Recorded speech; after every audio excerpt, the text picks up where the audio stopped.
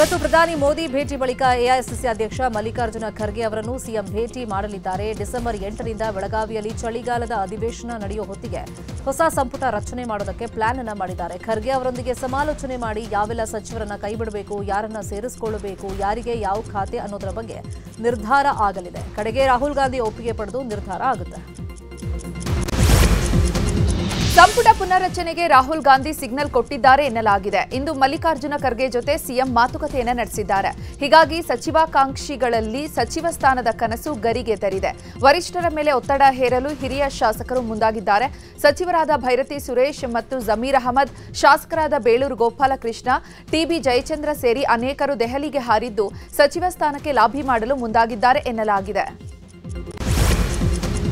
CM Siddaramaiah ಸಮ್ಮುಖದಲ್ಲಿ power sharing ಇತ್ಯರ್ಥಕ್ಕೆ DCM DK Shivakumar ಕಸರತ್ತನ್ನ ಮಾಡ್ತಾ ಇದ್ದಾರೆ. ದೆಹಲಿಯಲ್ಲಿ 2 ದಿನಗಳಿಂದ ಬೀಡು ಬಿಟ್ಟಿರುವಂತಹ ಡಿಕೆಶಿ ಈಗಾಗಲೇ ಎಐಸಿಸಿ ಅಧ್ಯಕ್ಷ ಮಲ್ಲಿಕಾರ್ಜುನ ಖರ್ಗೆ ಅವರನ್ನ ಭೇಟಿಯಾಗಿದ್ದಾರೆ. ಇದೀಗ ರಾಹುಲ್, ಸೋನಿಯಾ, ಪ್ರಿಯಾಂಕಾ ಗಾಂಧಿ ಭೇಟಿಗೆ ಪ್ರಯತ್ನ ಪಡ್ತಾ ಇದ್ದಾರೆ.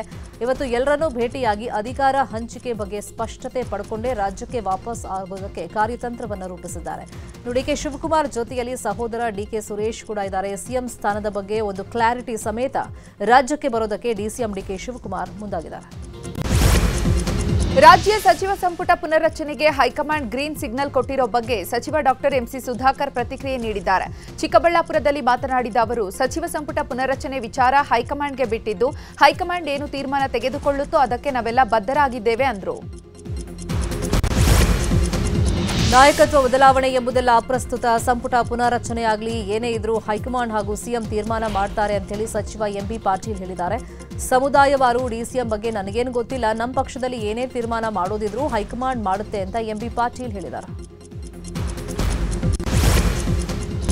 ಇಂದು ಸಿಎಂ ಸಿದ್ದರಾಮಯ್ಯ ಮತ್ತೆ ದೆಹಲಿ ಪ್ರವಾಸವನ್ನು ಕೈಗೊಂಡಿದ್ದಾರೆ. ಇವತ್ತು ಪ್ರಧಾನಿ ಮೋದಿ ಅವರನ್ನ ಭೇಟಿ ಮಾಡಿ ರಾಜ್ಯದ ಕಬ್ಬು ಬೆಳೆಗಾರರ ಸಮಸ್ಯೆ ಸೇರಿದಂತೆ ರಾಜ್ಯದ ವಿವಿಧ ಅಭಿವೃದ್ಧಿ ಯೋಜನೆಗಳ ಕುರಿತು ಚರ್ಚಿಸಲಿದ್ದಾರೆ. ಜೊತೆಗೆ ನೀರಾವರಿ ಯೋಜನೆ, ಜಿಎಸ್ಟಿ, ರಾಜ್ಯದ ಪಾಲಿನ ಹಂಚಿಕೆ, ವಿಶೇಷ ಪ್ಯಾಕೇಜ್ ಕುರಿತು ಪ್ರಧಾನಿ ಮೋದಿ ಜೊತೆಗೆ ಸಿಎಂ ಸಿದ್ದರಾಮಯ್ಯ ಚರ್ಚೆ ಮಾಡುವ ಸಾಧ್ಯತೆ ಇದೆ. ಸಂಸದೆ ಪ್ರಿಯಾಂಕಾ ಗಾಂಧಿ ರಾಜ್ಯಕ್ಕೆ ಆಗಮಿಸಲಿದ್ದಾರೆ ಅನ್ನೋ ಮಾಹಿತಿ ಇದೆ. ನವೆಂಬರ್ 28ನೇ ತಾರೀಕು ಪ್ರಿಯಾಂಕಾ ಗಾಂಧಿ ರಾಜ್ಯಕ್ಕೆ ಆಗಮಿಸಲಿದ್ದಾರೆ. ಸರ್ಕಾರದ ಮಹತ್ವಾಕಾಂಕ್ಷೆಯ ಅಕ್ಕಪಡೆ ಕಾರ್ಯಕ್ರಮಕ್ಕೆ ಪ್ರಿಯಾಂಕಾ ಚಾಲನೆಯನ್ನ ಕೊಡಲಿದ್ದಾರೆ. ಸಂಕಷ್ಟದಲ್ಲಿರುವಂತಹ ಮಹಿಳೆಯರು ಹಾಗೂ ಮಕ್ಕಳಿಗೆ ತಕ್ಷಣವೇ ನೆರವು ನೀಡುವ ನಿಟ್ಟಿನಲ್ಲಿ ಸರ್ಕಾರ ಅಕ್ಕಪಡೆ ಬೀದರ್ನಲ್ಲಿ ಆರಂಭ ಮಾಡಿತು. ಇದೀಗ ರಾಜ್ಯಾದ್ಯಂತ ವಿಸ್ತರಣೆ ಮಾಡಲು ಸರ್ಕಾರ ಮುಂದಾಗಿದೆ. ಧರ್ಮಸ್ಥಳಕ್ಕೆ ತೆರಳುತ್ತಾ ಇದ್ದ ಕೆಎಸ್ಆರ್ಟಿಸಿ ಬಸ್ ಪಲ್ಟಿಯಾಗಿದ್ದು ಭಾರೀ ಅನಾಹುತವೊಂದು ತಪ್ಪಿದೆ. ಉತ್ತರ ಕನ್ನಡ ಜಿಲ್ಲೆಯ ಹೊನ್ನಾವರ ತಾಲೂಕಿನ ಸೂಳೆಮೂರ್ಕಿ ಕ್ರಾಸ್ ಬಳಿಯಲ್ಲಿ ಘಟನೆ ನಡೆದಿದೆ. ಬಸ್ನಲ್ಲಿದ್ದ 29 ಪ್ರಯಾಣಿಕರು ಗಾಯಗೊಂಡಿದ್ದು ಪ್ರಾಣಾಪಾಯದಿಂದ ಪಾರಾಗಿದ್ದಾರೆ. ಗಾಯಾಳುಗಳಿಗೆ ಸರ್ಕಾರಿ ಆಸ್ಪತ್ರೆಯಲ್ಲಿ ಚಿಕಿತ್ಸೆ ಮುಂದುವರೆದಿದೆ. ಇನ್ನು ಬಾದಾಮಿಯಿಂದ ಧರ್ಮಸ್ಥಳಕ್ಕೆ ತೆರಳುತ್ತಾ ಇದ್ದ ಸಂದರ್ಭದಲ್ಲಿ ಈ ಅವಘಡ ಸಂಭವಿಸಿದೆ. ಕಬ್ಬಿಗೆ ಬೆಂಬಲ ಬೆಲೆಯನ್ನು ನೀಡುವಂತೆ ಒತ್ತಾಯಿಸಿ ಬೀದರ್ನಲ್ಲಿ ರೈತರು ಪ್ರತಿಭಟನೆ ಮಾಡುತ್ತಿದ್ದಾರೆ. ಕಳೆದ 4 ದಿನಗಳಿಂದ ಅಹೋರಾತ್ರಿ ಧರಣಿ ಮುಂದುವರೆದಿದೆ. ರೈತರ ಪ್ರತಿಭಟನೆಗೆ ಬಿಜೆಪಿ ನಾಯಕರು ಬೆಂಬಲ ನೀಡಿದ್ದಾರೆ. ಈ ಪ್ರತಿಭಟನಾ ಸ್ಥಳಕ್ಕೆ ಮಾಜಿ ಕೇಂದ್ರ ಸಚಿವ ಭಗವಂತ ಖೂಬಾ, ಶಾಸಕ ಶೈಲೇಂದ್ರ ಬೆಲ್ದಾಳೆ ಭೇಟಿ ನೀಡಿ ಬೆಂಬಲ ಘೋಷಿಸಿದ್ದಾರೆ. ನಾಡಿನ ಪ್ರಸಿದ್ಧ ತೀರ್ಥ ಕ್ಷೇತ್ರ ಧರ್ಮಸ್ಥಳದಲ್ಲಿ ಲಕ್ಷ ದೀಪೋತ್ಸವ ಸಂಭ್ರಮ ನಡೀತಾ ಇದೆ. ದೀಪಗಳು, ವಿದ್ಯುತ್ ದೀಪಗಳಿಂದ ಧರ್ಮಸ್ಥಳ ಕಂಗೊಳಿಸ್ತಾ ಇದೆ. ಪ್ರತಿ ವರ್ಷದಂತೆಯೂ ಈ ವರ್ಷವೂ ಕೂಡ ವಿನೂತನವಾಗಿ ವಿದ್ಯುತ್ ದೀಪಾಲಂಕಾರ ಮಾಡಲಾಗಿದೆ. ಧರ್ಮಸ್ಥಳದ ಪ್ರಮುಖ ದ್ವಾರವನ್ನು ಸಂಪರ್ಕಿಸುವ ರಾಜ್ಯ ಹೆದ್ದಾರಿಯಲ್ಲಿ ದೀಪದ ಮಾದರಿಯ ಅಲಂಕಾರವನ್ನು ಮಾಡಲಾಗಿದೆ. ಲಕ್ಷ ದೀಪೋತ್ಸವದ ಪ್ರಯುಕ್ತ ಇಡೀ ಧರ್ಮಸ್ಥಳ ದೀಪಗಳಿಂದ ಹೊಳೆಯುತ್ತಿದೆ. ಮುಡಾದಲ್ಲಿ ನಡೆದಿದೆ ಎನ್ನಲಾದ ಭ್ರಷ್ಟಾಚಾರ ಪ್ರಕರಣದ ಬಗ್ಗೆ ತನಿಖೆಗಳು ಮುಂದುವರೆದಿದೆ. ಕರ್ತವ್ಯ ಲೋಪ ಎಸಗಿದ 7 ಅಧಿಕಾರಿಗಳನ್ನು ತನಿಖೆಗೆ ಒಳಪಡಿಸಲು ಅನುಮತಿ ಕೋರಿ ಮೈಸೂರು ಲೋಕ ಎಸ್ಪಿ ಉದೇಶ್ ಪತ್ರವನ್ನು ಬರೆದಿದ್ದಾರೆ. ಪೊಲೀಸ್ ಮಹಾನಿರ್ದೇಶಕರಿಗೆ ಉದೇಶ್ ಪತ್ರವನ್ನು ಬರೆದಿದ್ದಾರೆ. ಕೆಲವು ಸರ್ವೆ ನಂಬರ್ಗೆ ಸಂಬಂಧಿಸಿದ ದಾಖಲೆಗಳನ್ನು ಪರಿಶೀಲನೆ ಮಾಡಬೇಕಾಗಿದೆ ಅಂತ ಪತ್ರದಲ್ಲಿ ಉಲ್ಲೇಖ ಮಾಡಲಾಗಿದೆ. ಸರ್ಕಾರದ ತೀರ್ಮಾನದ ಮೇಲೆ ಮುಂದಿನ ಕ್ರಮ ಕೈಗೊಳ್ಳಲು ಸೂಚನೆಯನ್ನ ನೀಡಲಾಗಿದೆ. ಇಂದಿನಿಂದ ಐತಿಹಾಸಿಕ ಬಸವನಗುಡಿ ಕಡಲೆಕಾಯಿ ಪರೀಕ್ಷೆ ಶುರುವಾಗ್ತಾ ಇದೆ. ಈ ಬಾರಿ 5 ದಿನಗಳ ಕಾಲ ಪರೀಕ್ಷೆ ನಡೆಯಲಿದ್ದು ಎಲ್ಲಾ ವ್ಯವಸ್ಥೆ ಆಗಿದೆ. ಬಸವನಗುಡಿಯ ದೊಡ್ಡ ಗಣಪತಿ ದೇವಸ್ಥಾನದ ಬೀದಿಗಳಲ್ಲಿ ಜಾತ್ರೆ ಸಂಭ್ರಮ ಕಳೆಗಟ್ಟಿದೆ. ಪರೀಕ್ಷೆ ನಡೆಯುವಂತ ಎಲ್ಲಾ ಬೀದಿಗಳಲ್ಲಿ ಭದ್ರತೆಗೆ ಆದ್ಯತೆ ನೀಡಲಾಗಿದ್ದು ಸಿಸಿಟಿವಿಗಳ ಅಳವಡಿಕೆ, ಪೊಲೀಸ್, ಮಾರ್ಷಲ್ಸ್ ಸೇರಿದಂತೆ ಸುಗಮ ವ್ಯವಸ್ಥೆಗೆ ಆದ್ಯತೆಯನ್ನ ನೀಡಲಾಗಿದೆ. ಒಟ್ಟು ಬಸವನಗುಡಿ ದೊಡ್ಡ ಗಣಪತಿ ರಸ್ತೆ 7 ದಿನ ಸಂಪೂರ್ಣ ವಾಹನ ಸಂಚಾರ ಅಲ್ಲಿ ಬಂದ್ ಆಗಿರುತ್ತೆ. ಅಂಗಾಂಗ ದಾನ ಮತ್ತು ನಶಾಮುಕ್ತ ಭಾರತ ಅಭಿಯಾನಕ್ಕೆ ಚಾಲನೆ ನೀಡಲಾಯಿತು. ಬೀದರ್ನ ಜಿಲ್ಲಾ ಕ್ರೀಡಾಂಗಣದಲ್ಲಿ ನಡೆದ ಕಾರ್ಯಕ್ರಮದಲ್ಲಿ ಅಭಿಯಾನಕ್ಕೆ ಚಾಲನೆ ನೀಡಿದ್ದಾರೆ. ಕಾರ್ಮಿಕ ಸಚಿವ ಸಂತೋಷ್ ಲಾಡ್ ಅಭಿಯಾನಕ್ಕೆ ಚಾಲನೆ ಕೊಟ್ಟರು. ಕ್ರೀಡಾಂಗಣದಿಂದ ಕನ್ನಡಾಂಬೆ ವೃತ್ತ ಮಾರ್ಗವಾಗಿ ಬ್ರಿಮ್ಸ್ ಆಸ್ಪತ್ರೆಗೆ ಜಾಥಾ ಹಮ್ಮಿಕೊಳ್ಳಲಾಗಿತ್ತು. ಈ ಜಾಥಾದಲ್ಲಿ ವಿವಿಧ ಕಾಲೇಜಿನ ವಿದ್ಯಾರ್ಥಿಗಳು ಭಾಗಿಯಾಗಿದ್ರು. ಪ್ರೀತಿಯ ನೆಪದಲ್ಲಿ ಕಳ್ಳತನ ಮಾಡುತ್ತಾ ಇದ್ದ ಯುವಕ ಯುವತಿ ಅರೆಸ್ಟ್ ಆಗಿದ್ದಾರೆ. ಡೇಟಿಂಗ್ ಆಪ್ನಲ್ಲಿ ಯುವಕರನ್ನ ಪರಿಚಯ ಮಾಡಿಕೊಂಡು ಆ ಬಳಿಕ ಜೋಡಿ ಕಳ್ಳತನ ಮಾಡ್ತಾ ಇತ್ತು. ಸಾಲ ತೀರ್ಸೋಕೆ ಜೋಡಿ ಕಳ್ಳತನದ ಪ್ಲಾನ್ ಮಾಡಿತ್ತು ಎನ್ನಲಾಗಿದೆ. ಬಂಧಿತರನ್ನ ಕವಿಪ್ರಿಯ ಹರ್ಷವರ್ಧನ್ ಅಂತ ಗುರುತಿಸಲಾಗಿದೆ. ಆಪ್ ಮೂಲಕ ಲಕ್ಷ ಸಾಲ ಮಾಡಿಕೊಂಡಿದ್ದ ಜೋಡಿ ಸಾಲ ತೀರ್ಸೋಕೆ ಕಳ್ಳತನಕ್ಕಿಳಿದಿತ್ತು.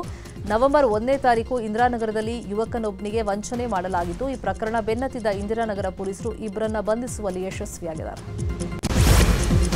ಮಹೇಶ್ ಶೆಟ್ಟಿ ತಿಮರೋಡಿ ವಿರುದ್ಧದ ಅಕ್ರಮ ಶಸ್ತ್ರಾಸ್ತ್ರ ಪ್ರಕರಣಕ್ಕೆ ಸಂಬಂಧಪಟ್ಟಂತೆ ಇಂದು ಅರ್ಜಿ ವಿಚಾರಣೆ ನಡೆಯಲಿದೆ. ಮಹೇಶ್ ಶೆಟ್ಟಿ ತಿಮರೋಡಿ ತಮ್ಮ ಮೇಲಿರುವಂತಹ ಅಕ್ರಮ ಶಸ್ತ್ರಾಸ್ತ್ರ ಪ್ರಕರಣವನ್ನು ರದ್ದು ಕೋರಿ ಹೈಕೋರ್ಟ್ಗೆ ಅರ್ಜಿ ಸಲ್ಲಿಸಿದ್ರು. ಹೀಗಾಗಿ ಇಂದು ಹೈಕೋರ್ಟ್ ನ್ಯಾಯಮೂರ್ತಿ ಮೊಹಮ್ಮದ್ ನವಾಜ್ ಅವರ ಪೀಠದಲ್ಲಿ ಈ ಅರ್ಜಿ ವಿಚಾರಣೆ ನಡೆಯಲಿದೆ. ಇನ್ನು ಗಡೀಪಾರು ಅರ್ಜಿ ಕೂಡ ಇಂದೇ ವಿಚಾರಣೆ ನಡೆಯಲಿದೆ.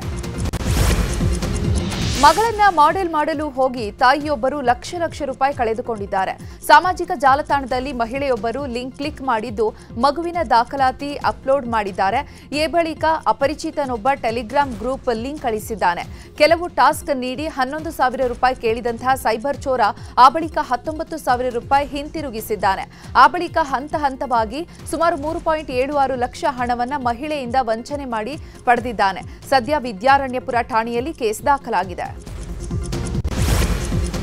ಕ್ಷುಲ್ಲಕ ಕಾರಣಕ್ಕೆ ವ್ಯಕ್ತಿಯೊಬ್ಬರನ್ನ ಬರ್ಬರವಾಗಿ ಕೊಲೆ ಮಾಡಲಾಗಿದೆ. ಬೆಂಗಳೂರಿನ ಚಿಕ್ಕಜಾಲ ವ್ಯಾಪ್ತಿಯ ಹುಣಸಮಾರನಹಳ್ಳಿಯಲ್ಲಿ ಘಟನೆ ನಡೆದಿದೆ. ನವೆಂಬರ್ 11ನೇ ತಾರೀಕು ಬಾರ್ನಲ್ಲಿ ಮುನಿ ವೆಂಕಟಪ್ಪ ಹಾಗೂ ನಾರಾಯಣಸ್ವಾಮಿ ನಡುವೆ ಗಲಾಟೆಯಾಗಿದೆ.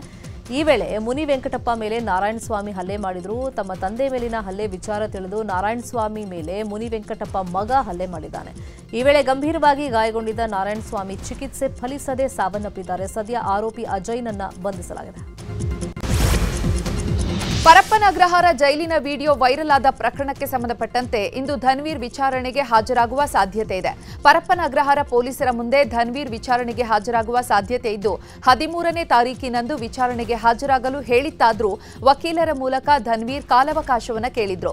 ಇಂದು ವಿಚಾರಣೆಗೆ ಹಾಜರಾಗುವಂತೆ ಪೊಲೀಸರು ನೋಟಿಸ್ ನೀಡಿದ್ದು ಪರಪ್ಪನ ಅಗ್ರಹಾರ ಪೊಲೀಸರ ಮುಂದೆ ಹಾಜರಾಗುವಂತಹ ನಿರೀಕ್ಷೆ ಇದೆ. ಕೊಟ್ಟಿಗೆಯಲ್ಲಿ ಮಲಗಿದ್ದ ಮಹಿಳೆಗೆ ಲೈಂಗಿಕ ಕಿರುಕುಳ ನೀಡಿದ ಆರೋಪಿಯನ್ನ ಪೊಲೀಸರು ಬಂಧಿಸಿದ್ದಾರೆ. ಪುತ್ತೂರು ಬಳಿಯ ಕಡಬ ಪೊಲೀಸ್ ಠಾಣಾ ವ್ಯಾಪ್ತಿಯಲ್ಲಿ ಘಟನೆ ನಡೆದಿದೆ. ಈ ವೇಳೆ ಕೊಟ್ಟಿಗೆಗೆ ಬಂದಿದ್ದ ವ್ಯಕ್ತಿ ಆಕೆಗೆ ಕಿರುಕುಳವನ್ನು ಕೊಟ್ಟಿದ್ದಾನೆ. ವ್ಯಕ್ತಿಯನ್ನ ಕಂಡ ಕೂಡಲೇ ಮಹಿಳೆ ಕಿರುಚಾಡಿದಾಳೆ. ತಕ್ಷಣ ಮನೆಯೊಳಗಿಂದ ಬಂದ ಮಹಿಳೆ ಗಂಡ ಮಕ್ಕಳು ಆಕೆಯನ್ನ ರಕ್ಷಣೆ ಮಾಡಿದ್ದಾರೆ. ಮಹಿಳೆ ನೀಡಿದ ದೂರಿನ ಅನ್ವಯ ಉಮೇಶ್ ಗೌಡ ಎಂಬಾತನನ್ನ ಬಂಧಿಸಲಾಗಿದೆ. ಸ್ಯಾಂಡಲ್ವುಡ್ ನಟಿಗೆ ಉದ್ಯಮಿಯಿಂದ ಕಿರುಕುಳ ಪ್ರಕರಣಕ್ಕೆ ಸಂಬಂಧಪಟ್ಟಂತೆ ಇಂದು ಉದ್ಯಮಿ ಅರವಿಂದ್ ರೆಡ್ಡಿ ಪೊಲೀಸ್ ಠಾಣೆಗೆ ಹಾಜರಾಗಲಿದ್ದಾರೆ. ಪ್ರಕರಣದ ಸಂಬಂಧ ವಿಚಾರಣೆಯನ್ನು ನಡೆಸಿ ಪೊಲೀಸರು ಹೆಚ್ಚಿನ ಮಾಹಿತಿಯನ್ನು ಕಲೆ ಹಾಕಲಿದ್ದಾರೆ. ಹೀಗಾಗಿ ಪೊಲೀಸ್ ಠಾಣೆಗೆ ಬರಲು ತನಿಖಾಧಿಕಾರಿ ಸೂಚನೆಯನ್ನು ನೀಡಿದ್ದಾರೆ. ಹಾಗೆ ಅರವಿಂದ್ ರೆಡ್ಡಿ ನಟಿಗೆ ಹಣಕಾಸು ನೆರವು, ಕಾರಿನ ಉಡುಗೊರೆಯನ್ನ ಕೊಟ್ಟಿದ್ದಂತಕ್ಕೆ ಸೇರಿದಂತೆ ಇತರೆ ದಾಖಲೆಗಳನ್ನು ಪೊಲೀಸರಿಗೆ ನೀಡುವಂತಹ ಸಾಧ್ಯತೆ ಇದೆ. ಮತ್ತೊಂದು ಕಡೆ ದೂರುದಾರಿಯನ್ನು ಕೂಡ ವಿಚಾರಣೆ ಮಾಡಲು ಪೊಲೀಸ್ ಮುಂದಾಗಿದ್ದಾರೆ ಎನ್ನಲಾಗಿದೆ. ಜೈಲಲ್ಲಿ ಕೈದಿಗಳಿಗೆ ರಾಜಾತಿಥ್ಯ ಕೇಸ್ ವಿಚಾರವಾಗಿ ಇಂದಿನಿಂದ ಹೈ ಪವರ್ ಕಮಿಟಿ ತನಿಖೆಯನ್ನ ಶುರು ಮಾಡಲಿದೆ. ಇವತ್ತು ಜೈಲಿಗೆ ಎಡಿಜಿಪಿ ಹಿತೇಂದ್ರ ಕುಮಾರ್ ಮತ್ತು ತಂಡ ಭೇಟಿಯನ್ನ ಕೊಡಲಿದೆ. ರಾಜಾತಿಥ್ಯ ಕೇಸ್ ಸಂಬಂಧ 1 ತಿಂಗಳ ಒಳಗೆ ವರದಿ ಸಲ್ಲಿಕೆಗೆ ಸರ್ಕಾರ ಸೂಚನೆಯನ್ನ ಕೊಟ್ಟಿದೆ. ಹೀಗಾಗಿ ಜೈಲಿನ ರಾಜಾತಿಥ್ಯ ಸಂಬಂಧ ಜೈಲಿನ ಆಂತರಿಕ ರಿಪೋರ್ಟ್ ಅನ್ನ ತಂಡ ಪರಿಶೀಲನೆ ಮಾಡಲಿದೆ. ಜೊತೆಗೆ ಬ್ಯಾರಕ್ ಸಿಬ್ಬಂದಿ, ಕೈದಿಗಳು ಹಾಗೂ ಅಧಿಕಾರಿಗಳನ್ನ ಹೈ ಪವರ್ ಟೀಮ್ ವಿಚಾರಣೆ ಮಾಡಲಿದೆ. ದೆಹಲಿಯ ಕೆಂಪುಕೋಟೆ ಬಳಿಯಲ್ಲಿ ಬ್ಲಾಸ್ಟ್ ನಡೆದಿತ್ತು. ಘಟನೆ ನಡೆದು ವಾರದ ಬಳಿಕ ಅಲ್ಲಿನ ಮಾರುಕಟ್ಟೆಗಳು ಪುನರ್ ಆರಂಭಗೊಂಡಿದೆ. ಅತ್ತ ಲಜ್ಪತ್ ಮಾರುಕಟ್ಟೆಯತ್ತ ಬರೋದಕ್ಕೆ ಜನರು ಹಿಂದೇಟನ್ನು ಹಾಕ್ತಾ ಇದ್ದಾರೆ. ಇನ್ನು ಪ್ರವಾಸಿಗರು ಇತ್ತ ಬರದೆ ನಾವು ನಷ್ಟ ಅನುಭವಿಸುವಂತಾಗಿದೆ ಅಂತ ವರ್ತಕರು ತಮ್ಮ ಅಳಲನ್ನು ತೋಡ್ಕೊಂಡಿದ್ದಾರೆ. ದೆಹಲಿಯ ಕೆಂಪುಕೋಟೆ ಬಳಿ ಕಾರು ಸ್ಫೋಟ ಪ್ರಕರಣಕ್ಕೆ ಸಂಬಂಧಪಟ್ಟಂತೆ ಫರೀದಾಬಾದ್ ಅಲ್ ಫಲಾ ವಿವಿಯ 2 ವೈದ್ಯರು ಸೇರಿದಂತೆ 3ರನ್ನ ಎನ್ಐಎ ಬಂಧಿಸಿ ತೀವ್ರ ವಿಚಾರಣೆ ಮಾಡ್ತಾ ಇದೆ. ಇನ್ನೊಂದೆಡೆ ಯುಜಿಸಿ ಮತ್ತು ನ್ಯಾಕ್ ನಿಯಮಗಳನ್ನು ಉಲ್ಲಂಘಿಸಿದ ಆರೋಪದ ಮೇರೆಗೆ ಅಲ್ ಫಲಾ ವಿಶ್ವವಿದ್ಯಾಲಯದ ವಿರುದ್ಧ 2 ಪ್ರತ್ಯೇಕ ಎಫ್ಐಆರ್ ದಾಖಲಿಸಲಾಗಿದೆ. ಬಿಹಾರದ ಅಲಿನಗರ ಶಾಸಕಿ ಮೈಥಿಲಿ ಠಾಕೂರ್ ಗೆಲುವಿನ ಗುಂಗಿನಲ್ಲಿ ಹೊರಬಂದಿಲ್ಲ. ತಮ್ಮ ಗೆಲುವಿನ ಕುರಿತಂತೆ ಮೈಥಿಲಿ ಮಾತನಾಡಿದ್ದು, ನಾನು ಶಾಸಕಿಯಾಗಿ ಆಯ್ಕೆಯಿರೋದು ಸಂತಸ ತಂದಿದೆ. ನನ್ನ ಮುಂದೆ ಹಲವು ಸವಾಲುಗಳಿವೆ. ಒಂದೊಂದೇ ಅಭಿವೃದ್ಧಿ ಕೆಲಸ ಶುರು ಮಾಡ್ತೀನಿ ಅಂತ ಹೇಳಿಕೊಂಡಿದ್ದಾರೆ. ಶಬರಿಮಲೆಯಲ್ಲಿ ನಿನ್ನೆಯಿಂದ ಮಂಡಲ ಪೂಜೆ ಆರಂಭಗೊಂಡಿದೆ. ನಿನ್ನೆಯಿಂದ ಮಂಡಲ ಮಾಸ ಆರಂಭವಾಗಿದೆ. ಇವತ್ತು ಬೆಳಗ್ಗೆ ದೇವರಿಗೆ ವಿಶೇಷ ಪೂಜೆಗಳನ್ನು ಸಲ್ಲಿಸಲಾಯಿತು. ಬೆಳಗ್ಗೆ ನೈರ್ಮಾಲ್ಯ ಪೂಜೆಗಳು ಹಾಗೂ ಅಭಿಷೇಕ ಪೂಜೆ ನಡೆಯಿತು. ಕೇರಳದ ಶಬರಿಮಲೆ ಅಯ್ಯಪ್ಪ ಸ್ವಾಮಿ ದರ್ಶನ ಇಂದಿನಿಂದ ಆರಂಭವಾಗಿದೆ. ಅಯ್ಯಪ್ಪ ಸ್ವಾಮಿ ದರ್ಶನಕ್ಕೆ ಭಕ್ತರ ದಂಡೆ ಹರಿದು ಬರ್ತಾ ಇದೆ. ಮೊದಲ ದಿನದಂದೇ ಅಯ್ಯಪ್ಪ ಸ್ವಾಮಿ ದರ್ಶನಕ್ಕೆ ಅಪಾರ ಸಂಖ್ಯೆಯಲ್ಲಿ ಭಕ್ತರು ಆಗಮಿಸಿದ್ದಾರೆ. ಗಂಟೆಗಟ್ಟಲೆ ಕ್ಯೂನಲ್ಲಿ ಕಾದು ಅಯ್ಯಪ್ಪ ಸ್ವಾಮಿಯ ದರ್ಶನ ಪಡೆಯುತ್ತಿದ್ದಾರೆ. ಗುಜರಾತ್ನ ಉಪಮುಖ್ಯಮಂತ್ರಿ ಹರ್ಷ ಸಂಘವಿ ಅವರು ಕಗ್ವಾಡಲ್ಲಿರುವಂತಹ ಖೋಡಲ್ ಧಾಮ ಮಂದಿರಕ್ಕೆ ಭೇಟಿಯನ್ನು ಕೊಟ್ಟು ಮಾತಾ ಖೋಡಲ್ ದೇವಿಗೆ ವಿಶೇಷ ಪೂಜೆಯನ್ನು ಸಲ್ಲಿಸಿದರು. ಗುಜರಾತ್ನ ಸೂರತ್ನಲ್ಲಿ ನಿನ್ನೆ ಏಕತಾ ಯಾತ್ರೆ ನಡೆಯಿತು. ಡಿಸಿಎಂ ಹರ್ಷ ಸಂಘವಿ ಏಕತಾ ಯಾತ್ರೆಯಲ್ಲಿ ಭಾಗಿಯಾಗಿದ್ದರು. ಸುಮಾರು 20,000ಕ್ಕೂ ಅಧಿಕ ಜನರು ಬಮ್ರೋಲಿಯಿಂದ ರತ್ನದೀಪ ಸೊಸೈಟಿವರೆಗೆ ಸುಮಾರು 8 ಕಿಲೋಮೀಟರ್ ರ್ಯಾಲಿಯಲ್ಲಿ ಉತ್ಸಾಹದಿಂದ ಭಾಗಿಯಾಗಿದ್ದರು. ಆಂಧ್ರಪ್ರದೇಶದ ತಿರುಪತಿಯ ಶ್ರೀ ಕಾಳಹಸ್ತೀಶ್ವರ ದೇವಸ್ಥಾನಕ್ಕೆ ಸಿಜೆಐ ಸೂರ್ಯಕಾಂತ್ ಕುಟುಂಬ ಸಮೇತ ಭೇಟಿಯನ್ನು ಕೊಟ್ಟಿದ್ದಾರೆ. ಇವತ್ತು ಮುಂಜಾನೆ ಶ್ರೀ ಕಾಳಹಸ್ತೀಶ್ವರ ಸ್ವಾಮಿಯ ದರ್ಶನ ಪಡೆದು ಪ್ರಾರ್ಥನೆಯನ್ನು ಸಲ್ಲಿಸಿದರು. ಕೋಲ್ಕತಾದ ಈಡನ್ ಗಾರ್ಡನ್ಸ್ ಮೈದಾನದಲ್ಲಿ ನಡೆದಂತಹ ಭಾರತದ ವಿರುದ್ಧದ ಮೊದಲ ಟೆಸ್ಟ್ ಪಂದ್ಯದಲ್ಲಿ ಸೌತ್ ಆಫ್ರಿಕಾ ರೋಚಕ ಜಯವನ್ನು ಸಾಧಿಸಿದೆ. ಮೊದಲ ಇನ್ನಿಂಗ್ಸ್ನಲ್ಲಿನ 30 ರನ್ಗಳ ಮುನ್ನಡೆಯೊಂದಿಗೆ ಎರಡನೇ ಇನ್ನಿಂಗ್ಸ್ನಲ್ಲಿ 124 ರನ್ಗಳ ಗುರಿ ಪಡೆದ ಟೀಂ ಇಂಡಿಯಾ ಕೇವಲ 93 ರನ್ಗಳಿಗೆ ಆಲ್ಔಟ್ ಆಗಿದೆ. ಸೌತ್ ಆಫ್ರಿಕಾ ತಂಡ 30 ರನ್ಗಳ ರೋಚಕ ಜಯ ಸಾಧಿಸಿದೆ. ಈ ಗೆಲುವಿನೊಂದಿಗೆ ಆಫ್ರಿಕಾ ಪಡೆ 2 ಪಂದ್ಯಗಳ ಟೆಸ್ಟ್ ಸರಣಿಯಲ್ಲಿ 1-0 ಅಂತರದಿಂದ ಮುನ್ನಡೆಯನ್ನು ಸಾಧಿಸಿದೆ. ಸಿನಿಮಾ ಸುದ್ದಿಗಳನ್ನು ನೋಡೋಣ. ಆಂಧ್ರಪ್ರದೇಶದ ಚಿತ್ತೂರಿನ ಶ್ರೀ ವರಸಿದ್ಧಿ ವಿನಾಯಕ ಸ್ವಾಮಿ ದೇವಸ್ಥಾನಕ್ಕೆ ತೆಲುಗು ನಟ ಸಾಯಿ ಧರಮ್ ತೇಜ ಭೇಟಿ ನೀಡಿದ್ದಾರೆ. ಶ್ರೀ ವರಸಿದ್ಧಿ ವಿನಾಯಕನ ದರ್ಶನ ಪಡೆದು ಪ್ರಾರ್ಥನೆ ಸಲ್ಲಿಸಿದ್ರು. ದೇಗುಲದ ವತಿಯಿಂದ ಅವರನ್ನು ಸನ್ಮಾನಿಸಲಾಯಿತು.